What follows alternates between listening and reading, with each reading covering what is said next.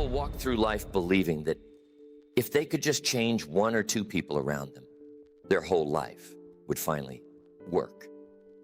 Their spouse would stop doing that thing. Their parents would finally understand. Their friend would get their life together. Their boss would see what they are missing. Their kid would just listen for once.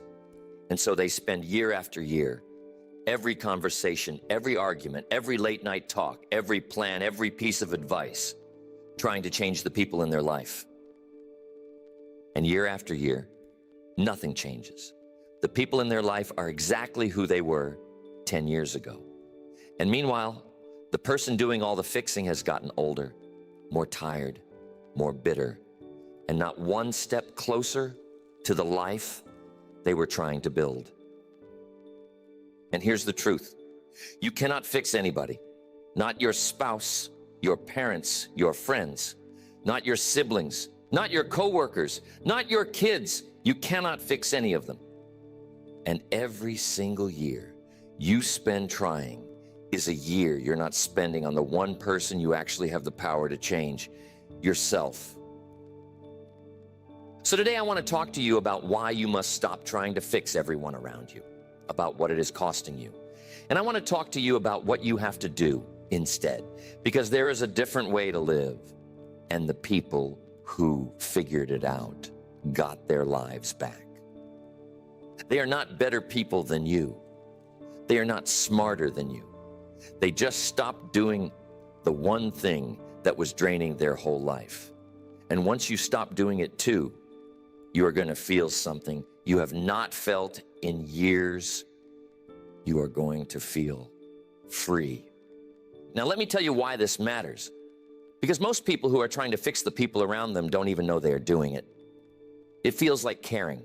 It feels like love. It feels like being a good spouse, a good parent, a good friend. And so they don't see the years they are losing. They don't see the resentment piling up underneath what they think is helpfulness. They don't see the way the relationship is dying in the trying. You see, every hour you spend trying to fix another adult is an hour stolen from your own life. And here's the truth. You only have so many hours. You only have so many years.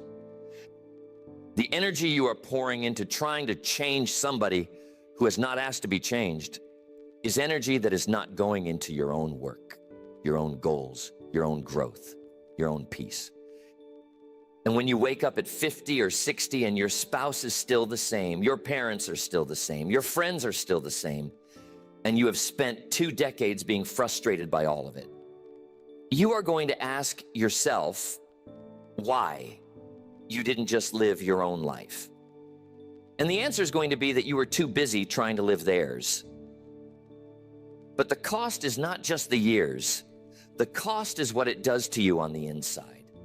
Every single day you wake up looking at somebody and thinking, when are they going to get it? You go to bed every night running through the conversation you should have had, the thing you should have said, the way you should have framed it. You carry around a low-grade resentment for somebody you love, because they will not become what you have decided they should become. And that resentment poisons everything. It poisons your mornings. It poisons your nights. It poisons the moments that should have been good, because you cannot stop editing the person you are sitting next to. And by the time you are done, you don't even like being around them anymore. And you cannot figure out why. Ask yourself this.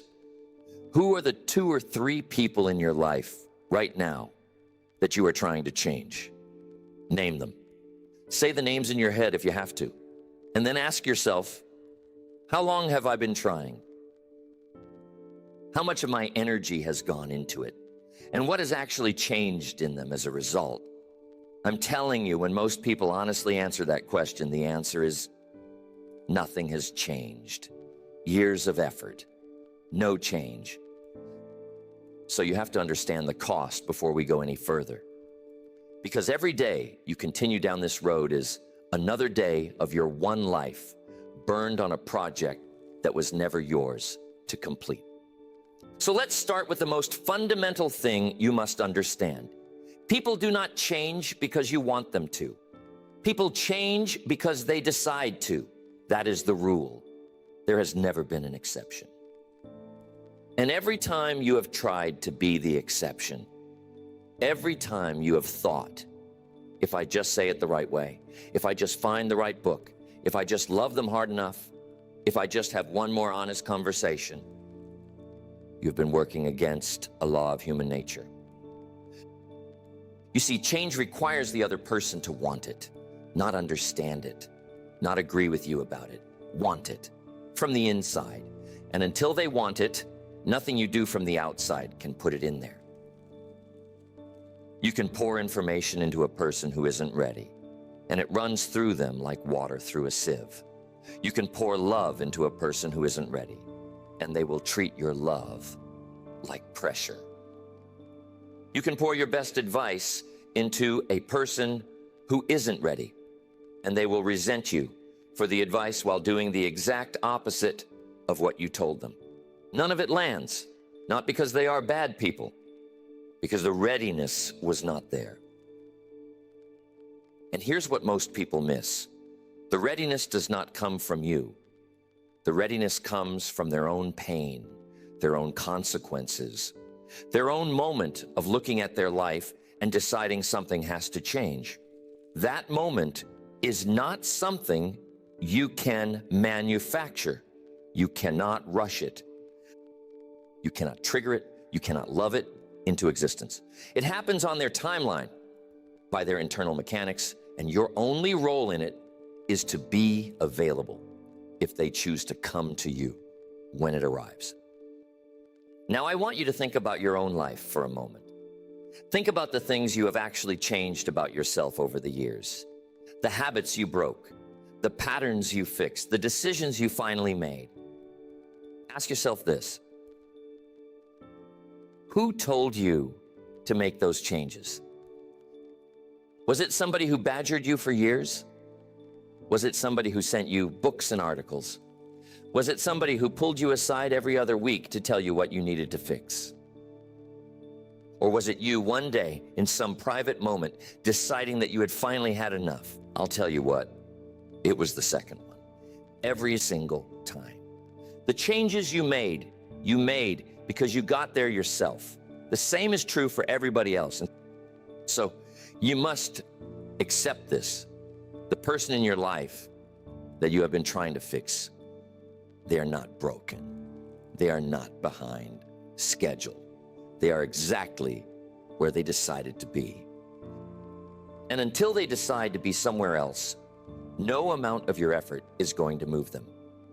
So the only useful thing you can do is stop trying to move them. Wait, live your own life, and be the kind of person they would actually want to ask for help on the day they decide they need it. That is the most you can do. And it is also enough. Most people cannot accept that. They want to be more than that. They want to be the reason somebody changed. But here's the truth. Being the reason somebody changed is not a job a human being can take on. It is a role that gets assigned sometimes by the person who changed. And you don't get to give it to yourself. Now, here is the next thing you have to understand, and this one is uncomfortable. Trying to fix the people around you is very often a way of avoiding fixing yourself.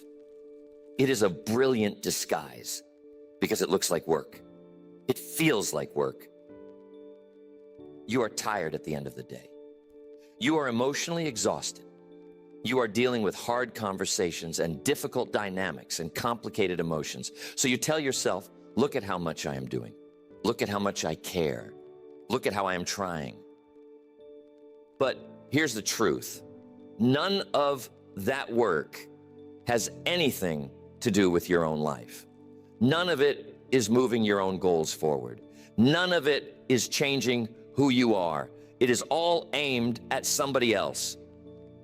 And the reason most people stay locked into this pattern for years is because the energy you are spending on the other person feels like productive effort, when really It is the most sophisticated form of procrastination there is.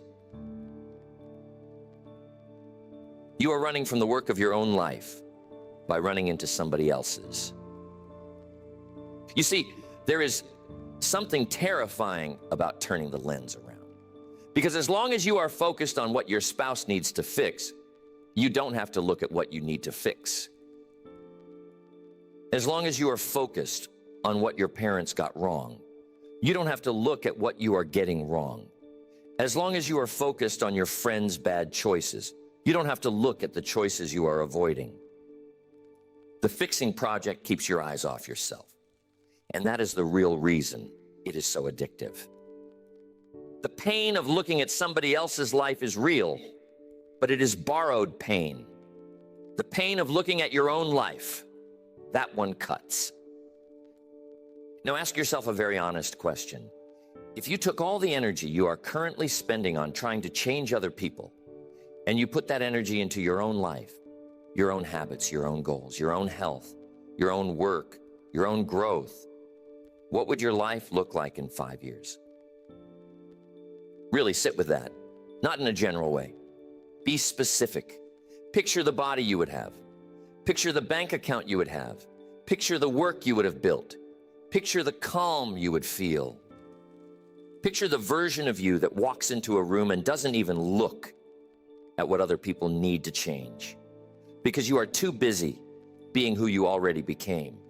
I am telling you that life would not look anything like the one you have now. You would be a different person. You would have built different things. You would have become somebody you would actually respect. But you don't get to find out because the energy is going somewhere else. Every single day you are choosing to spend it on a project that is not yours. You must redirect it. You got to take the energy back. Every single hour of it. And then you must turn it on yourself. Because that is the only place the energy can actually produce results. And here's the hard part. When you stop pouring energy into other people's lives, you are going to feel restless. You are going to feel like you should be doing something. You are going to want to pick the phone up and have one more conversation, send one more book, make one more suggestion. You must resist that. You must sit with the discomfort of not fixing. Because what is on the other side of that discomfort is the only life you actually get to live. And 5 years of sitting with that discomfort while you build your own thing will produce a result that 50 years of fixing other people never will. Now here's the third thing that most people refuse to see. When you are in fix mode with somebody, you think you are being supportive. You think you are showing love. You think you are pointing out their blind spots out of care. You think you are doing them a favor. But the person on the receiving end of all that fixing, they do not experience it as love. They experience it as judgment. They experience it as criticism. They experience it as you not accepting them as they are. And here's why. Because the message underneath every fix mode conversation, every well-meaning suggestion, every you should really, every have you tried, is the same message. The message is who you are right now is not okay. The message is, I am holding back my full acceptance of you until you change. The message is, I see what is wrong with you, and I am going to keep pointing at it until you fix it. And no human being on earth can absorb that message year after year and keep loving you the same way. You think you are being kind. You think your tone is gentle. You think you are framing it the right way. But the person hearing it does not feel kindness. They feel the weight of being a project. Every time you bring up the thing, even softly, even sweetly, even with all the love in your voice, what they hear is, you are still not enough. You have not fixed it yet. I am still waiting. And every single time you have that conversation, you're adding another grain of weight to a pile that eventually they cannot carry anymore. You see, the relationship dies in the fixing. slowly, quietly, without anybody being able to name what went wrong. The person you are trying to fix starts pulling away. They stop opening up. They stop telling you things. They stop wanting to spend time with you. And from your side, you cannot understand why. Because in your mind, you have been the loving one. You have been the one who cared enough to try. You have been the good one in the story. But in their mind, you have been the person who could never just let them be. And eventually they will protect themselves from you. Not because they don't love you. Because love stops being able to live in the presence of constant criticism, no matter how kindly the criticism is framed.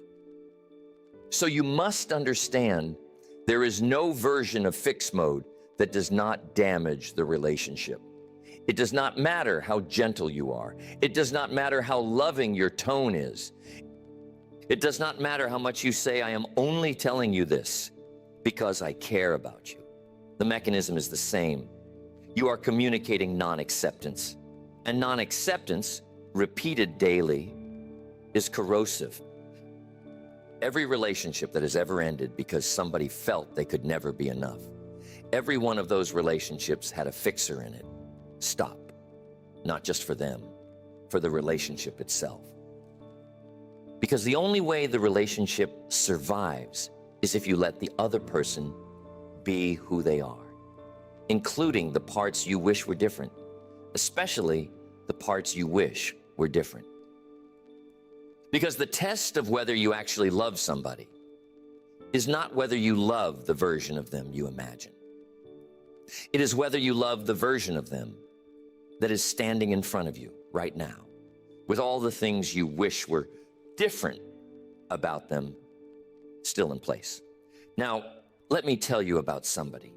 I once knew a woman who was married to a man she loved very much. He had a few habits she did not like. He was disorganized. He procrastinated on things she thought were important. He did not take care of his health the way she thought he should. None of these things were ruining their lives, but she could see in her mind who he could be if he just changed a few things.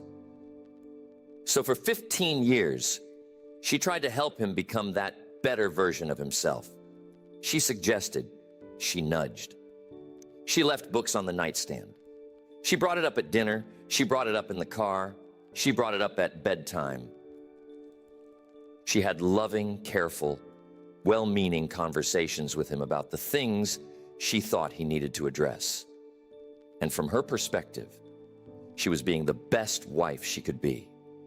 She was helping him grow. From her perspective, she was being supportive. She was being patient. She was waiting for him to come around. And then one day, 15 years in, he told her he did not want to be married anymore. She was blindsided. They had never had big fights. There was nobody else. He just could not do it anymore. And when she asked him why, he told her something she had never let herself see. He said, I have spent 15 years feeling like I am not quite good enough for you. Every morning I wake up and I know there is a list and I am not finishing it. I have tried. I have tried so hard, but I cannot become the person you want me to be because I am not that person. And I cannot live the rest of my life being slowly improved by somebody who loves me. It is killing me. She came to me with all of that, devastated. She said, I was just trying to help him. I was just trying to make our life better. And I told her, I know you were. But here's the truth. You did not love the man you married. You loved the man you thought he could become. And he could feel the difference. Every single day for 15 years, he could feel that he was being measured against a man who did not exist and being found short. He was not lazy. He was not failing. He was being slowly rejected by the person who was supposed to be his safe harbor. So he left to find a place where he could just be. And here's the part that broke her open. About a year later, she got news through a mutual friend that he had remarried to somebody very different from her. A woman who, by every objective standard, was less impressive, less educated, less ambitious, less polished. And he was happier than he had been in 20 years. Not because the new woman was better than she was, because the new woman did not want to fix him. She just liked him. She liked the same things about him that his first wife had spent 15 years trying to change. And in that environment, in a relationship where he was finally allowed to just be the person he was, he became softer, more open, more relaxed. He even started doing some of the things his first wife had been trying to get him to do. Not because anybody was pushing, because nobody was. That story is more common than anybody wants to admit. Marriages, friendships, sibling relationships, parent-child relationships, all of them are full of people who left because they could not survive the fixing. And the cruelest part is that the people who left often grew after they left in exactly the ways the fixer had been pushing them to grow, because they finally had room to do it on their own terms. Understand the stakes here. This is not just about your own peace of mind. This is about the people you love, the people you are trying to fix. They are not abstract projects. They are human beings who can feel when they are being treated as not enough. And every day you treat them that way, you are training them to leave you eventually in whatever form leaving looks like in their particular situation. So stop. Not because they need you to, because the relationship needs you to. Now, here is the only thing you can actually do that has any chance of influencing the people around you. You can model. That is it. That is the only tool you have. The only way one human being has ever influenced another over the long haul is by living the thing the other person could not yet live and letting them watch the result, letting them choose on their own timeline whether they want what you have. You see, this is the irony of trying to fix everyone. The very effort to change them is what makes them unable to change. They cannot hear you because the pressure is making them defensive. But the moment you stop pushing, the moment you take your attention off of them and turn it onto your own life, the moment you start building the version of yourself that you wish they would become, they start paying attention quietly, without telling you. And eventually, some of them, not all of them, but some of them, will see you living that life and want some version of it for themselves. But here's the thing, you must actually live it. You cannot half live it. You cannot announce it. You cannot say to your spouse, look, I am working on myself. You should work on yourself too. That is just fix mode. In a costume, you have to actually do it. You have to turn off the noise. You gotta handle your own health, clean up your own finances, address your own emotional patterns. You have to keep your own commitments. This is serious stuff. You have to slowly become the kind of person that other people would actually want to be like. Not because you are showing off, because you are just being it. And I am telling you, that takes years. It does not pay off in a week. It does not pay off in a month. There will be times you feel like nothing is happening because the people in your life will not say anything for a very long time. In year one, you might notice nothing. You might feel like you are doing all this work for nothing because everybody around you is exactly the same. In year two, you might see one or two small things. Somebody in your life asking a question they would not have asked before, or making a small change without saying anything about it. In year 3, the changes get bigger. Somebody comes to you about something.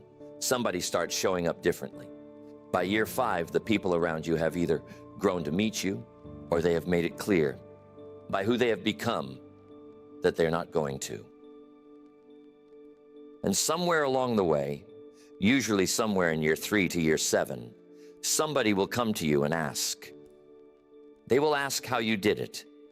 They will ask what changed. And in that moment, you will have earned the right to actually help them because they came to you on their own.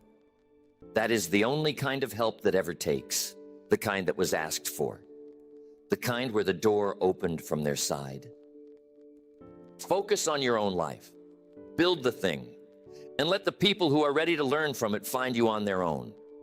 You're not going to talk anybody into wanting what you have. You are just going to live it, and the right people will see it, and the wrong people will not. Both outcomes are fine. Both outcomes are out of your hands. Now, here's what I want you to really hear, because most people, when they hear what I have been telling you, are afraid of one thing. They're afraid that if they stop trying to fix the people they love, those people will just stay broken forever. They are afraid that without their input, their spouse will never improve, their friend will never grow, their parent will never see the truth. And so they keep pushing out of fear, out of love, out of a sense that if they stop pushing, everything will fall apart. But here's the truth. When you stop trying to fix the people around you, 3 things happen, and every one of them is good. The first thing that happens is you finally have your energy back. You finally have the bandwidth to work on your own life. You stop carrying the weight of trying to manage somebody else's choices. You sleep better. You think more clearly. You actually start to enjoy the people in your life again because you are not constantly editing them in your head. Just that change alone is worth more than 10 years of fix mode could ever produce. The second thing that happens is the people in your life sort themselves out. Some of them, freed from your fixing, start to grow on their own. Without the pressure, they have room to look at their own lives and see what they want to change. And others, the ones who were never going to grow no matter what you did, they reveal themselves. They stay exactly where they always were. And now you can see clearly what kind of relationship you actually have with that person, and you can decide what to do about it. Either way, you find out. Either they rise on their own, or they stay where they are. But you stop spending your life trying to make somebody else's life decisions for them. And the third thing, this is the one most people don't see coming. Your own life starts to grow fast because all that energy that was going into the fixing project comes flooding back into you. You start sleeping better so you have more focus. You start working harder on your own goals because you finally have the attention to spend on them. You start becoming the person you have been telling yourself you would become for years. And the people around you, even the ones you used to be trying to fix, see this. They feel it. And the dynamic of the relationship shifts. They are not on the defensive anymore. You are not on the offensive anymore. There is just 2 people now doing their own lives side by side. And that is the way the relationship was supposed to work the whole time. So when you let go of the fixing, you are not abandoning the people you love. You are giving them the only gift that has any chance of actually helping them. The gift of being seen as a whole person, not a project. And you are giving yourself the only gift that will ever change your own life. Your own attention finally turned where it belongs. So here is what I want you to carry with you. There is a person you used to be, somebody whose whole inner life was wrapped around what other people needed to do somebody who could not stop fixing, suggesting, correcting, hoping. And every day that person spent in that mode was a day stolen from their own life. That person meant well. That person thought they were doing the loving thing. But that person was carrying something that was never theirs to carry. You can leave that person behind. You can become the person who decided once and for all that other people are not their responsibility to fix. You can become the person who lets the people they love just be and pours all the energy that used to go into them back into your own work. And 1 year from now, 3 years from now, 10 years from now, that person, the one who let go, will have built a life that the fixer could never have built, because the fixer was too busy trying to live everybody else's. So today, name them. Name the people you have been trying to fix, and then, in your mind, set them down. Not coldly, not bitterly, just set them down. They are not yours to carry. Their choices are not yours to make. Their growth is not yours to manage. They are whole human beings. They will be okay, or they will not be okay. Either way, it is not your project. And the moment you set them down, you got to feel something you have not felt in years. You got to feel light. You have to feel like your hands are free. And in those free hands, you can finally pick up the only life you were ever responsible for, your own. So pick it up, starting today, every single day, until you are no longer the person who tried to fix everyone, and you have become the person who finally chose to fix yourself instead.